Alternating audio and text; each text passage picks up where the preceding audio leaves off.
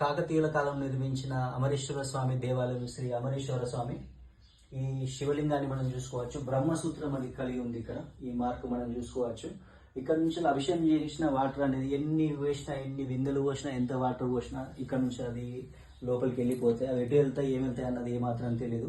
ఎంత పెద్ద సురంగం ఉన్నది ఐడియా లేదు. కానీ ఎంతో అద్భుతమైన ఈ శివలింగం ఎంతో పెద్ద ఆకారంలో మనం ఇక్కడ ఈ గుడిలో చూసుకోవచ్చు.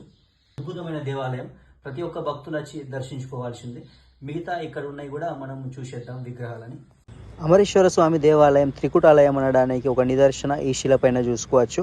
ఈ దేవాలయంలో పూర్వంలో 3 శివలింగాలు ఉండేనట. ప్రెసెంట్ అయితే ఒకే శివలింగం అనేది ఈ దేవాలయంలో ఉంది. శ్రీ అమరేశ్వర స్వామి దేవాలయంలోనే హనుమంతుని దేవాలయం కూడా ఉంది.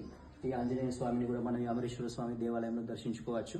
కాళేశ్వరం వచ్చే భక్తులు కాళేశ్వరం ముక్తేశ్వర స్వామిని దర్శించుకో. అంబడిపల్లి విలేజ్ లో శ్రీ శ్రీ శ్రీ అమరేశ్వర స్వామి దేవాలయం ఉంది. ఈ స్వామిని కూడా మీరు ఇక్కడికి వచ్చి దర్శించుకోగలరు.